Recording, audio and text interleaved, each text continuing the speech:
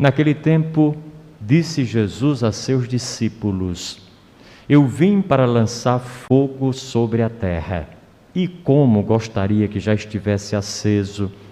Devo receber um batismo, e como estou ansioso até que isto se cumpra. Vós pensais que eu vim trazer a paz sobre a terra? Pelo contrário, eu vos digo, vim trazer divisão. Pois daqui em diante, numa família de 5 pessoas, 3 ficarão divididas contra 2, e 2 contra 3. Ficarão divididos o pai contra o filho, e o filho contra o pai, a mãe contra a filha, e a filha contra a mãe, a sogra contra a nora, e a nora contra a sogra. Palavra da salvação. Então, caríssimos irmãos e irmãs, permitam-me uma palavra, ainda que breve, à luz do Evangelho que esse 20º domingo do tempo comum nos coloca para reflexão. Na verdade, Jesus Cristo hoje torna-se alguém muito contundente, não menos polêmico, paradoxal. Parece que até está contrariando tudo aquilo que tem dito ao longo dos seus dias, quando por aqui passou. O homem pacífico que encarnava a paz, o apaziguamento, o homem que pregava essa mesma paz, de repente nos vem com essa: vocês pensam que eu vim aqui trazer paz? Estão redondamente enganados. Eu vim trazer a divisão. E ele coloca essa divisão primeiramente no seio da família. Numa casa de 5 pessoas, 3 ficarão contra 2, 2 contra 3. E depois especifica ainda mais: pai contra filho e filho contra pai, mãe contra filha e filha contra mãe, nora contra sogra e sogra contra nora. Bom, aí já não é tão difícil, não é? Esse último item é mais fácil. Mas é pai contra filho e filho contra pai e mãe. O que isso nos quer dizer? A primeira coisa importante é a gente colocar na cabeça de uma vez por todas que conceito de paz nós temos em nós. Porque, via de regra, a paz que está conosco, que nós ansiamos, desejamos e lutamos por alcançar, é uma paz que é tudo menos paz. A paz que é a ausência de conflitos, de divergências, de dificuldades na relação. A paz que vem pelas contraposições de opiniões, de posições, de atitudes diferentes, às vezes opostas de uns para com os outros. A paz não é a ausência de nada disso. Pelo contrário, a paz é a nossa capacidade de capilarizar, otimizar, trabalhar, assimilar e ultrapassar essas dificuldades da relação, sejam elas pequenas, médias ou grandes. Nós não estamos em paz quando tudo está tranquilo, quando tudo está em silêncio, quando a ordem estabelecida está sendo cumprida ao pé da letra, devidamente, sem qualquer questionamento. Não, isso é preocupante. Quando ninguém fala nada, onde todo mundo está mais ou menos obedecendo as mesmas coisas, é realmente alguma coisa que nos interessa pensar sobre. É aquela paz de cemitérios. Em qualquer momento que um de nós resolva visitar um cemitério, em qualquer lugar desse mundo de Deus, vai encontrar um silêncio maravilhoso. Mas em contrapartida, ninguém dos que estão lá está vivo. Está todo mundo morto. Essa paz nós não queremos para nós. Jesus Cristo não quer dá-la a nós. É tanto que todas as vezes que ele se encontrava com os discípulos, depois de ressuscitado, ele dizia: a paz esteja convosco. Nunca os coitados tiveram mais paz na vida depois desse desejo de paz que Jesus Cristo lhes deu. Por quê? Porque a paz não era essa ausência de perseguição, de dificuldades e de problemas. Mas a paz, ela adivinha exatamente pela presença das dificuldades e dos problemas e pela capacidade interior que cada um tem de trazer consigo para ultrapassá-los. ultrapassar aqueles que forem ultrapassáveis, mas conviver da forma menos afetada possível com aqueles que não tem como a gente superar. E às vezes a paz para nós não é simplesmente deixar os problemas para trás, porque nós já estamos lá na frente. A paz para nós, muitas vezes, é a paz mais angustiante, porém, talvez a mais verdadeira, é caminhar com os problemas, quando eles teimam insistentemente em estar conosco o tempo inteiro. Esse ano, no próximo, depois e depois mais. Passam-se 10, 15, 20 anos, uma vida inteira, e aqueles problemas não nos deixaram. Se nós formos capazes de conviver com eles, de maneira que eles não nos afetem mortalmente e nos permitam fazer o nosso trabalho, ainda que eles estejam presentes, a paz chegou para nós. A paz é muito mais um apaziguamento interior do que propriamente condições favoráveis de vida exteriores. Podemos ter as condições piores, mas se a casa interna estiver arrumada, a gente tem como conviver com qualquer dificuldade. Tirar proveito, inclusive. Positivar aquelas coisas que, a princípio, sempre enxergamos de forma negativa. Então, esse é um primeiro acordo que o Evangelho pede para que nós possamos assinar sobre a paz. Evitar aqueles conceitos errados e encarnar em nós o que de fato Jesus nos quer dizer. Depois, na família, às vezes a gente estranha e se escandaliza com os conflitos familiares. Não devemos fazer isso, porque muito menos abafar os conflitos familiares. Não ter vergonha dos conflitos da nossa casa, por piores que sejam.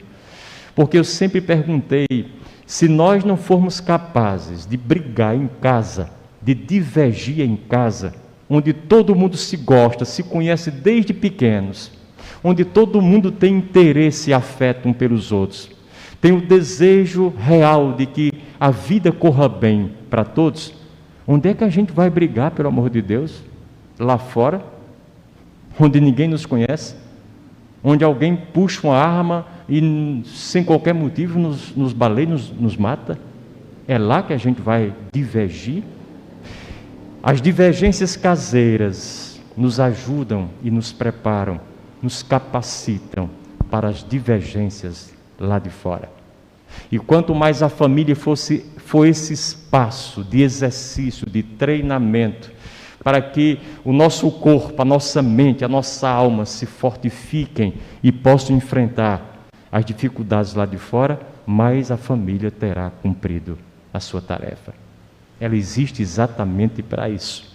É o momento e o espaço apropriado para que a gente possa vivenciar determinados conflitos e embates. As divergências também em casa e fora dela, ao invés de serem coisas negativas que a gente repulsa, repudia, são exatamente o contrário. São uma forma da gente se conhecer melhor. Quando a gente não tem divergência nenhuma, porque aquele se calou por covardia, aquela outra se calou para não incomodar, aquele outro não diz nada porque não quer melindrar as pessoas com quem convive, o que acontece? Ninguém conhece ninguém. E nós vamos alimentando fantasias totalmente irreais, imaginárias, sobre as pessoas com quem nós convivemos, de perto ou de longe. E isso não é justo, nem para nós, nem para elas. Mas quando as pessoas têm a condição e a possibilidade de se mostrarem como são, aí sim, eu já não tenho mais ilusões sobre aquela pessoa. Eu sei exatamente com quem é que eu estou lidando. E quando eu me permito também mostrar quem eu sou, as minhas divergências, meus pontos de vista diferenciados, os valores que eu encarno comigo, distintos dos valores daqueles com quem convivo, eu também dou a essas pessoas uma oportunidade única de saberem com quem elas estão convivendo e se relacionando. Então é fundamental que nós não fujamos dos conflitos, que nós não façamos de contas que eles não existem, que nós fechemos os olhos para eles por qualquer razão que seja. É imprescindível que nós digamos bem-vindos os nossos conflitos. Aproveitemos, desfrutemos de cada um deles, para que não entremos neles de uma forma e saiamos da mesma forma, mas saiamos sempre enriquecidos, maiores e melhores, mais lapidados, mais apurados, mais capacitados, mais qualificados do que quando eles chegaram até nós. Os conflitos são, de fato, uma grande bênção da vida, para não falar de Deus. E a percepção das diferenças reais nos permitem saber, na nossa família, por exemplo, como a gente vai se posicionar de maneira justa. Se eu conheço todo mundo e sei que aquele lá, se eu for por aqui, ele vai sentir. Se ele sabe que se eu for por ali, vai ser um problema, então eu já sei a melhor forma de ir, de caminhar, de lidar com as pessoas, porque elas se mostraram e porque eu me mostrei. Esse é um primeiro aspecto. Um segundo relativo a isso é que a justiça de Deus e os valores de Deus são sempre maiores e mais importantes do que os nossos laços familiares. E esse é o cerne do Evangelho. Às vezes nós, por tudo e por nada, absolutizamos a família. A família não é um valor absoluto. O compromisso que nós temos com Deus, com os seus valores fundamentais, e aqueles valores fundamentais da vida, como verdade, justiça, honestidade, respeito e boa convivência, defesa intransigente dos direitos da vida das pessoas de um modo geral, diálogo, abertura, compreensão. Essas coisas são muito maiores do que a nossa famíliazinha. E eu coloco um zinha não desprezando, mas propositadamente, para dizer que uma coisa é maior e que a outra é sempre menor. Isso é fundamental para todos nós, porque às vezes nós queremos, porque queremos, absolutizar as famílias. A família não é um valor absoluto, é um valor, mas sempre um valor relativo. A família não é um fim em si mesma, é um meio, é um canal, é um instrumento, é uma ferramenta, é um caminho que, tomara Deus andando por ela, nós possamos nos tornar melhores, corresponder mais de perto à vontade, ao plano de Deus para nós. Mas a família, a nossa família, entre quatro paredes, formada por laços de consanguinidade, não é um fim nela própria e nunca foi. Jesus então nos alerta para esse risco do chamado familismo, a absolutização da nossa família de sangue.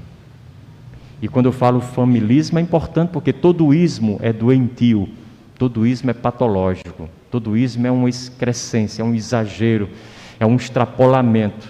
E a gente precisa voltar ao equilíbrio, porque muitas coisas nos puxam para o desequilíbrio. Nós não fomos feitos para a família. Eu repito, nenhum de nós foi feito para a família. A família é que existe para nós, como uma possibilidade de nos congregar, de nos formar, de nos construir, de nos exercitar e capacitar para enfrentar a grande dificuldade que está lá fora da nossa casa, que é a construção desafiadora da família de Deus, de quem todos nós somos membros, de que tem a Ele como Pai, e que, portanto, quer porque quer que nós nos tornemos o que somos, de fato, irmãos e irmãs uns dos outros. Lá fora, onde a vida pupula, onde a vida acontece, onde a vida nos desafia, onde a vida bate na nossa porta a cada instante. A família, então, é um tempo e um lugar sempre circunstanciado, mas também provisório, para o exercício desses valores tão necessários ao mundo, ela também está entre as coisas que passam. Nossa família também vai passar. E às vezes passa mais rápido do que a gente imagina. Quem se ancorar de forma definitiva nos seus entes queridos e familiares, achando que ali tem a sua segurança e a sua felicidade, ali está a sua firmeza e seu alicerce, e fora daquilo nada mais, é preciso ter cuidado. Pode ser que nós nos frustremos muito antes que pensamos. Nessa pandemia, vocês sabem, tanto quanto eu, quantas famílias foram dilaceradas e destruídas em 2, 3 meses. Morreram 4 ou 5 de uma casa só. A mãe e o pai, 2 filhos e mais um parente próximo. Se a nossa fé estiver aí, acabou a nossa fé. Se a nossa esperança estiver aí, acabou a razão da nossa esperança. Se a nossa felicidade foi fincada aí, acabou tudo. Então é muito importante que nós atentemos para essa realidade o mais que possamos. É a família o lugar onde nós nos abastecemos por algum período para depois seguir estrada adiante. Imagine um posto de gasolina. A gente manda encher o tanque, hoje não, bota só a metade, ou então R$30, não é? Porque não dá para encher com facilidade, apesar da baixa da gasolina. A gente enche o tanque e vai para a estrada. Não se imagina uma pessoa que manda encher o tanque e fica dando volta em torno do posto até secar o tanque para depois encher de novo. A família é esse espaço onde estamos com o tanque cheio e vamos para a estrada da vida, para o trabalho, para a vida, para as relações humanas, para a igreja, para a diversão, porque em casa nós nos reabastecemos de todas as coisas de que precisamos para lá fora, nesses setores todos que a vida contempla e exige, estarmos bem presentes e darmos uma resposta sempre à altura. Às vezes, é que eu termino, as pessoas vêm até nós, sobretudo aos padres, e dizem: mas padre, pelo amor de Deus, reze por nós, a minha família está desmoronando, padre. É tanto problema, tanta briga lá em casa, tanta confusão que eu nunca vi isso. E eu pergunto, o mais importante não é a família que está desmoronando, mas o que é que está nascendo ou pode nascer a partir desse aparente desmoronamento. Não é a família que está se desfazendo, ela vai ter que se desconstruir mais tarde ou mais cedo, porque está também alicerçada em bases muito frágeis, falsificadas, falseadas. Mas se ela se permitir ser verdadeiramente acolhendo e contemplando cada membro do jeito que cada membro é, com todos os conflitos que cada um traz para dentro dela, naturalmente nasce daí uma edificação muito mais sólida, muito mais consistente. É preciso às vezes que desapareça alguma coisa para dar espaço a outra coisa, sumir alguma coisa para que algo surja de verdade. E às vezes a gente diz: não, mas pode mudar qualquer coisa, pode até melhorar, mas nada será como antes. E quando a gente diz isso, já está subentendendo que o que será depois será pior. Por que o que será depois não pode ser melhor? Nada é como antes, mas pode ser melhor do que antes. Se a gente souber realmente juntar os cacos e criar uma nova possibilidade.